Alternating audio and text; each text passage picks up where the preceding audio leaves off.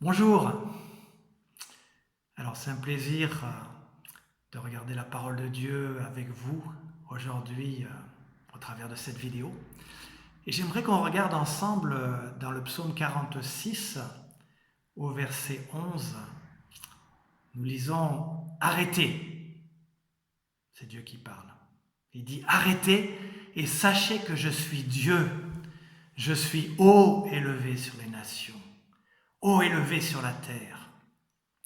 Et alors, pour donner un petit peu de contexte à ce psaume, au verset 2, nous lisons « Dieu est pour nous un refuge et un appui, un secours toujours présent dans la détresse. » C'est pourquoi nous sommes sans crainte quand la terre est bouleversée, quand les montagnes sont ébranlées au cœur des mers et que les flots de la mer mugissent, l'écume se soulève jusqu'à faire trembler les montagnes. Et je saute au verset 11. Arrêtez et sachez que je suis Dieu. Je domine sur les nations. Je domine sur la terre. Alors ça me donne en tête l'image d'un phare dans la mer, comme je vous montre ici. Des vagues énormes. Et là au milieu, il y a un homme. Donc ça vous donne l'idée de l'immensité de ces vagues. Et là, au départ, dans ce psaume, c'est la pensée clé. Dieu est un refuge dans la détresse. Donc la détresse comme ces vagues ici qui peuvent nous envelopper, et ce phare est un refuge.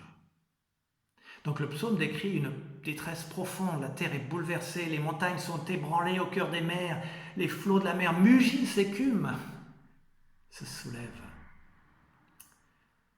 En fait, le texte ne dit pas que Dieu enlève la détresse. Il dit que Dieu est un secours dans la détresse. Le texte dit, c'est pourquoi nous sommes sans crainte quand la terre est bouleversée, quand les montagnes sont ébranlées. Quand veut dire que la chose arrive régulièrement. Les détresses sont normales, elles font partie de la vie. Alors pourquoi pensons-nous que nos détresses sont anormales ? Nous avons des détresses tout simplement parce que nous sommes humains, parce que nous vivons sur cette terre. Et aujourd'hui, nous vivons un culte autour de l'Église persécutée et le texte est très parlant pour cela. Mais essayons de voir comment le texte nous rejoint, comment le texte me rejoint aujourd'hui. Quelles sont mes détresses aujourd'hui? Quelles sont vos détresses? Alors regardez peut-être de nouveau cette image. Essayez de regarder ces vagues. Qu'est-ce qu'elles représentent dans votre vie? Des luttes relationnelles, spirituelles, avec vous-même, peut-être une certaine insécurité, peut-être la pression des autres, dans votre famille, dans le travail. Il y a des souffrances émotionnelles, des traumatismes. Peut-être c'est mon propre péché. Essayez d'identifier quelles sont ces souffrances, ces détresses aujourd'hui.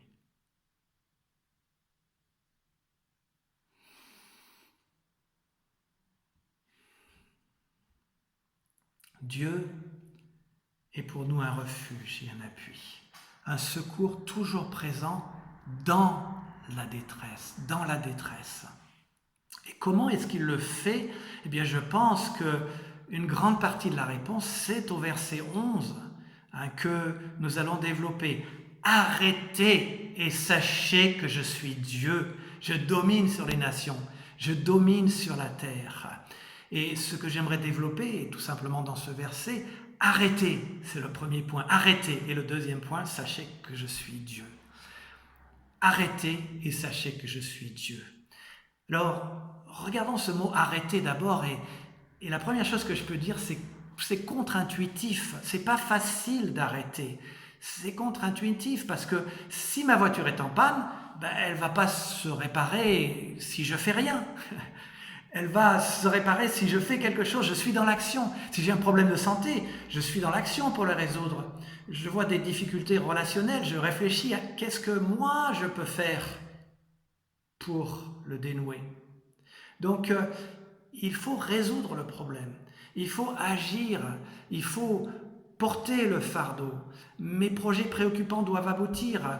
Tellement de choses à résoudre que finalement, moi, je peux ressembler à cela. Vous voyez? Je peux ressembler à ça. Je porte tellement de choses sur mes épaules. Alors qu'est-ce que je devrais faire? Je ne devrais rien faire? Bien sûr que si. C'est pas une mauvaise chose que d'être actif, mais je peux tomber dans un surinvestissement pour essayer de réparer des relations qui ne sont pas réparables, pour faire aboutir des projets qui sont complètement hors de mon contrôle, pour m'assurer que moi, je gère mon avenir et je me sens en sécurité, je veux me sentir en sécurité alors que je ne peux pas vraiment. Donc je peux me surinvestir et perdre de vue ce que Dieu me dit. Arrête, arrête, et sache que je suis Dieu. Le sens du mot arrêter est de laisser tomber, de relâcher, d'abandonner. Vous tenez quelque chose et pof, vous le laissez tomber.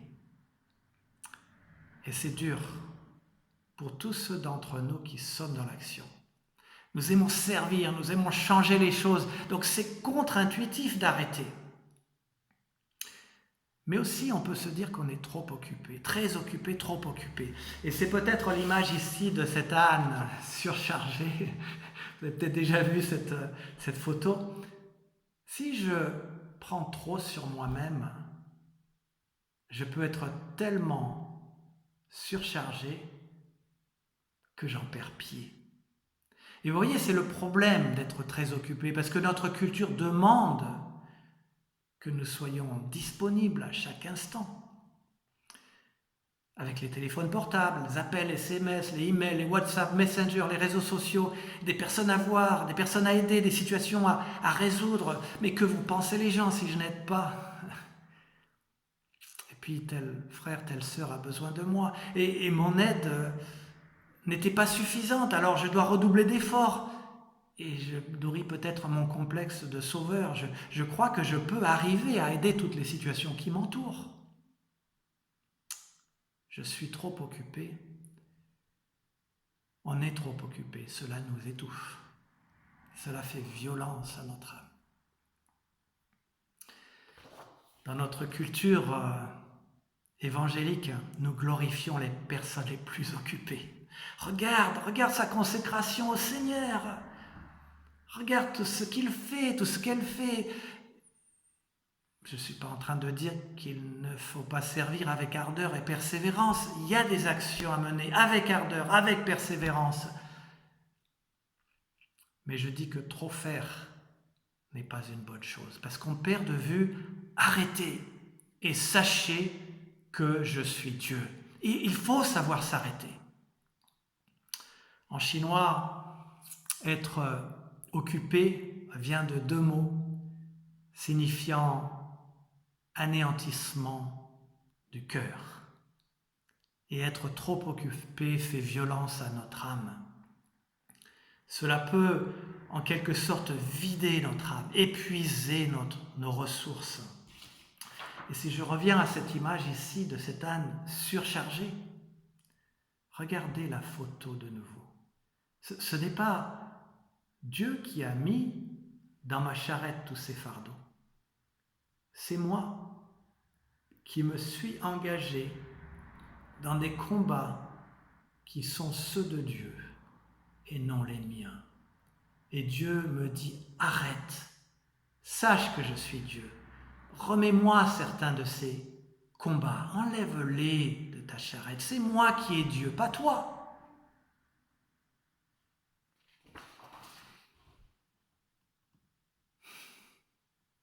Une chose que l'on peut remarquer dans le mot arrêter, c'est que c'est un ordre. Et c'est bien que ce soit un ordre, parce que vous savez, pour moi, il y a une certaine culpabilité d'être dans l'inaction lorsqu'il y a tant de besoins autour de moi. Et donc, lorsqu'il y a un ordre, eh bien, je ne devrais pas me sentir coupable de lui obéir. D'ailleurs, si on regarde Jésus, l'exemple qu'il est, il a bien intégré. Luc chapitre 5, verset 15, on nous dit que sa renommée se répandait de plus en plus et les gens venaient en foule pour l'entendre et pour être guéris de leur maladie. Et verset 16, et lui, il se retirait dans le désert et il priait. Jésus n'avait que 3 ans de ministère. Et on pourrait se dire qu'il fallait y être à 300%, 3 ans seulement. C'est pas beaucoup, pas de temps de pause. Et pourtant, lui, il s'est arrêté régulièrement. Et si Jésus l'a fait, je peux le faire aussi. C'est un ordre. Je peux le faire. D'ailleurs, sur cette thématique de l'ordre, vous savez que dans la Bible, on nous parle de sabbat. C'est un rythme d'un jour tous les 7 jours. Et c'est un des commandements les plus répétés dans la Bible. Ne pas observer le sabbat était sanctionné dans l'Ancien Testament par la peine de mort. Dans cette alliance de Dieu avec les Israélites, c'est quelque chose à prendre très très au sérieux. Mais le concept du sabbat n'est pas seulement pour les Israélites. Nous sommes concernés. Regardez le texte lorsque Dieu a institué le sabbat. Exode chapitre 20, verset 8.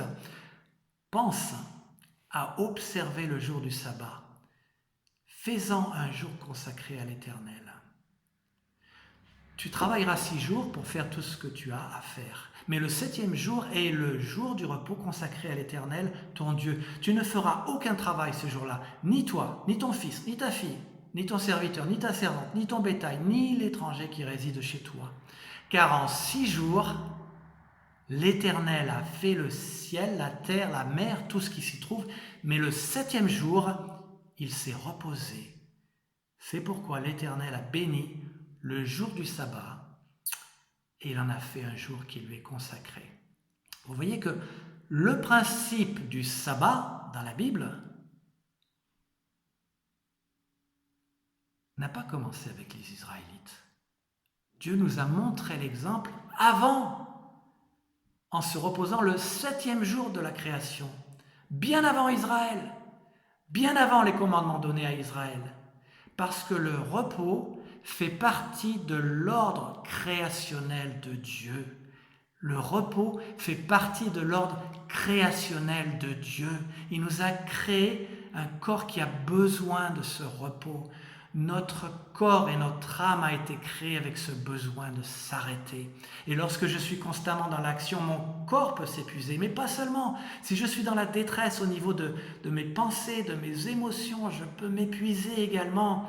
Je peux aller vers un burn-out. Le burn-out vient de l'industrie aérospatiale. Lorsqu'une fusée n'avait plus de carburant, elle s'éteignait. Elle n'avait plus rien à donner. Et moi, j'ai besoin de m'arrêter et de comprendre les choses qui me renouvellent. Donc, c'est un ordre, arrêter. Et dans le concept du sabbat, c'est pas juste arrêter, c'est-à-dire repos, mais aussi c'est un lieu de rencontre avec Dieu, avec le Dieu de l'Alliance. Sachez que je suis Dieu. Arrêtez et sachez que je suis Dieu. C'est quelque chose qui va nous ressourcer. Moi, j'ai besoin de m'arrêter, de comprendre les choses qui me renouvellent et de savoir que Dieu est Dieu, c'est quelque chose qui va me renouveler. J'ai besoin de repos, j'ai besoin de comprendre les choses qui me renouvellent. Sachez que je suis Dieu.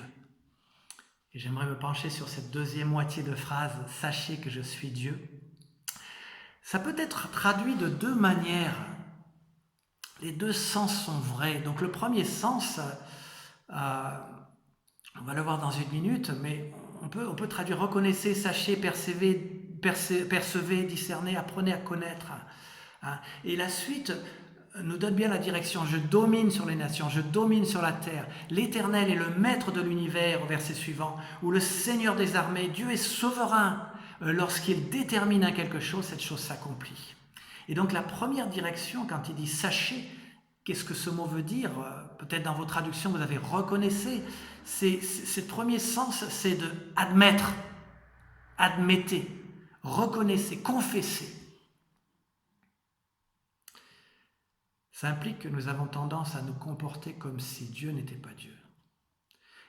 Lorsque je suis actif dans une situation, mais je ne demande pas à Dieu d'agir, je suis en train de dire que ce que je fais est fondamentalement plus important que ce que Dieu peut faire. Je me comporte comme si Dieu n'était pas Dieu, comme si Dieu n'était pas souverain.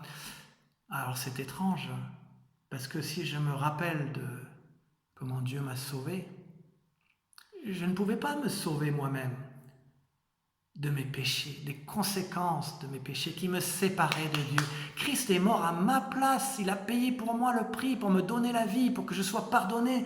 Et pour être sauvé, j'avais besoin d'aller au bout de moi-même et de reconnaître qu'il n'y a rien que je pouvais faire pour être sauvé, qu'il n'y a aucune manière de le faire. D'ailleurs, les disciples ont dit à Jésus dans Marc chapitre 10, verset 26, « Qui peut être sauvé ?» Et Jésus a répondu, « Quoi ? Cela est impossible aux hommes. Impossible. Qui peut être sauvé? Impossible. Cela est impossible aux hommes, mais non à Dieu. Tout est possible à Dieu. Sachez que je suis Dieu. » Et il parlait, là, Jésus parlait du jeune homme riche qui se croyait pas si mauvais que ça. Le jeune homme riche pensait avoir observé la loi toute sa vie, depuis sa jeunesse. Ah, quel orgueil!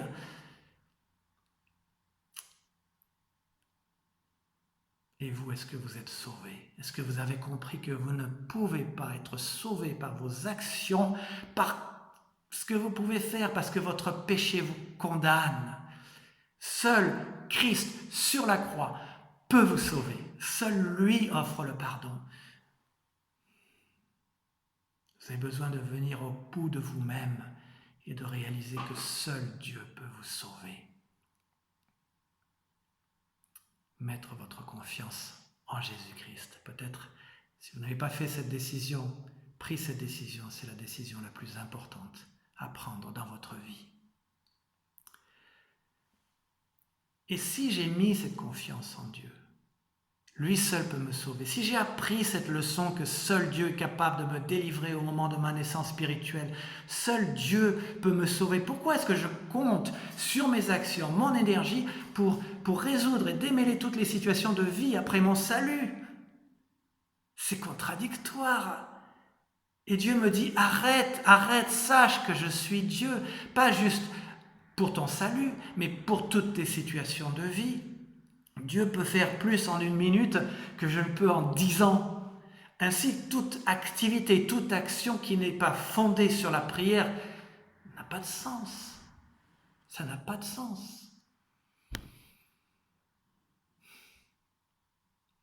Dieu nous a créés pour vivre dans la dépendance de lui. Alors pourquoi nous obstinons-nous à fonctionner différemment?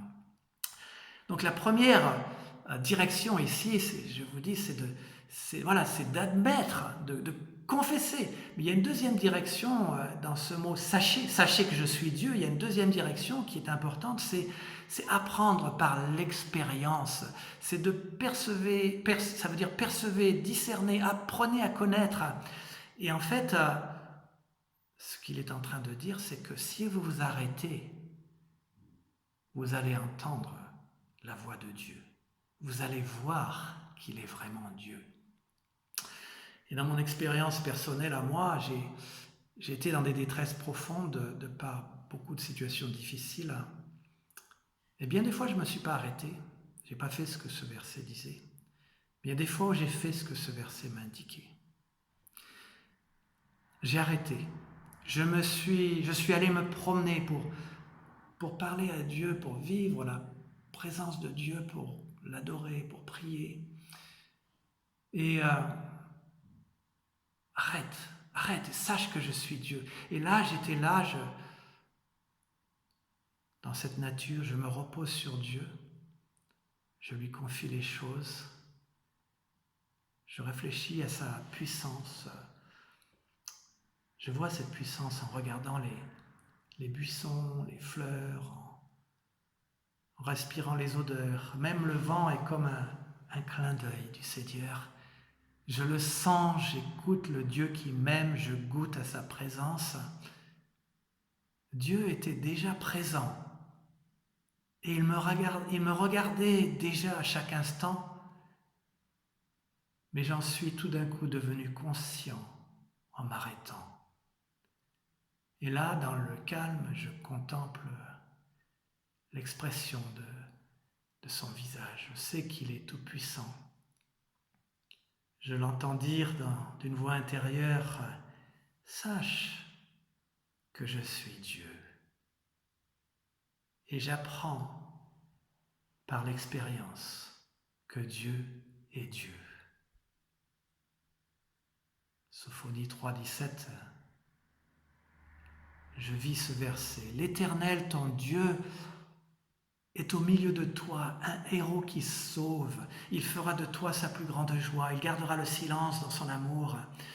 Pas d'accusation méritée, pas de jugement mérité. Mais il se réjouira à grands cris à ton sujet. Arrêtez, arrêtez et sachez que je suis Dieu.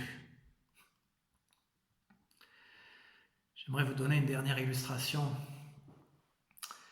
Ça vous est déjà arrivé d'être dans un centre commercial ou un endroit très bruyant et puis quelqu'un vous appelle et vous prenez l'appel et vous n'entendez rien. Alors, on monte le son, n'est-ce pas? Et vous n'entendez rien du tout. Toujours rien. Tu peux pas parler plus fort? Vous comprenez rien. Et parfois même, il y a tellement de bruit qu'on n'entend même pas la sonnerie du téléphone. En fait, dans l'action, on peut entendre tellement de bruit autour de nous qu'on n'entendra pas la voix de Dieu. La voix de Dieu, c'est comme une petite voix dans mon cœur. C'est s'arrêter, aller dans un endroit au calme qui me fera entendre sa voix. Sa voix qui me dit, je suis Dieu. Confie-toi en moi, sois fortifié. Alors c'est dans le calme que j'entends Dieu. Pas quand je suis dans l'effervescence de la course. J'ai besoin d'arrêter le tourbillon de mes pensées et de prendre le temps dans la présence de Dieu. Arrêtez et sachez que je suis Dieu. Et en faisant cela, votre témoignage n'en sera que plus fort. Parce que les personnes autour de vous diront « Mais c'est pas normal qu'il soit autant renouvelé ou qu'elle soit autant renouvelée sous autant de pression. » Le témoignage de Dieu sera d'autant plus éclatant. Si je reviens à mon image de départ, ici,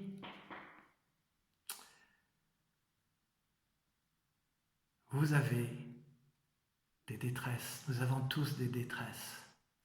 Mais est-ce que Dieu paraît comme un Dieu faible ou un Dieu fort lorsqu'on regarde votre vie et que l'on voit comment vous réagissez à vos détresses? Est-ce que Dieu paraît comme un refuge, comme ce phare que l'on ne peut bouger lorsque l'on voit comment vous réagissez à vos détresses? Arrêtez et sachez que je suis Dieu.